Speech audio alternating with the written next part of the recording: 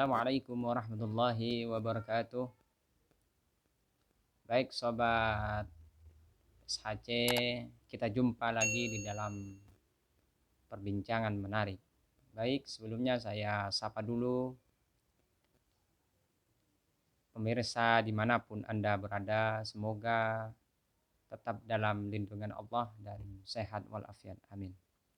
Pada kesempatan hari ini saya akan memaparkan materi terkait dengan demokrasi. Jadi demokrasi tersebut ada bermacam-macam demokrasi ya. Yang pertama di sini terkait dengan demokrasi konstitusional, dan yang kedua demokrasi rakyat, dan yang ketiga demokrasi nasional. Pertama di sini saya akan mengulas terkait dengan demokrasi konstitusional ya. Jadi sebelum kita menjelaskan lebih mendalam terkait dengan demokrasi, jadi kita harus tahu dan harus memahami demokrasi itu apa.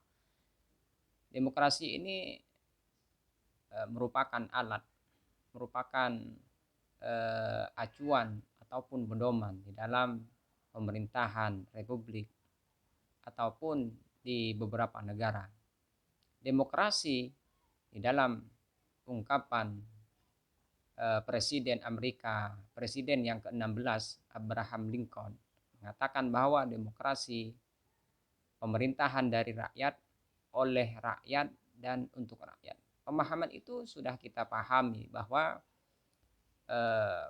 kedaulatan tertinggi ialah dipegang oleh rakyat, di mana kedaulatan tersebut juga diatur di dalam Undang-Undang Dasar Pembukaan 1945. Dari ilmuwan juga dipaparkan terkait dengan penjelasan tadi mengenai demokrasi konstitusional.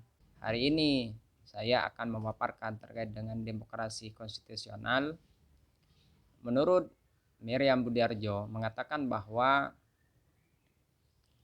demokrasi konstitusional merupakan sebuah gagasan pemerintah yang demokratis dalam pemerintahan yang terbatas kekuasaannya dan tidak dibenarkan bertindak sewenang-wenangnya terhadap masyarakat.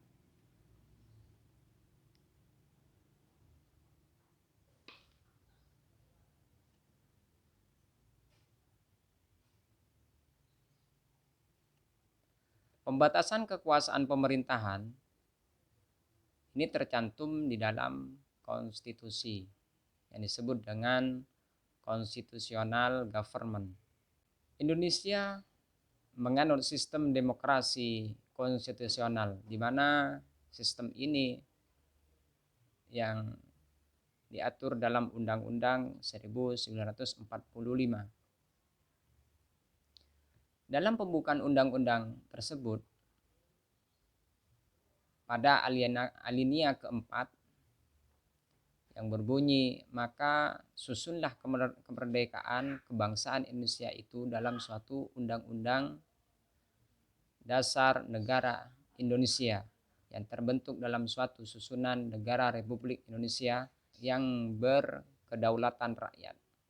Jadi di situ sudah disebutkan bahwa pemerintahan tertinggi pada kehidupan bernegara itu memang yang paling tinggi di dalam kehidupan masyarakat. Pemerintah hanya menjalankan tugas daripada hak-hak tersebut, sehingga pemerintah bukan dianggap sebagai kedaulatan tertinggi, melainkan kedaulatan tertinggi ada pada masyarakat. Di dalam pasal 1 ayat 2 Undang-Undang Dasar 45 juga disebutkan bahwa kedaulatan berada di tangan rakyat dan dilaksanakan dalam Undang-Undang Dasar 1945. Pasal ini juga isi daripada undang-undang yang telah saya sebutkan di atas tersebut. Maka dari itu Undang-Undang Dasar 1945 ini sebagai acuan di mana negara Indonesia harus taat hukum dan taat konstitusi. Maka dari itu dalam ilmuwan Miriam Budiarjo tadi bahwa sistem demokrasi konstitusional ini tidak menindas dan tidak mendiskriminasi masyarakat dengan adanya kepentingan-kepentingan kelompok, kepentingan elit, sehingga masyarakat pun dijadikan sebagai sasaran, dijadikan sebagai alat untuk merealisasikan kehidupan elit tersebut.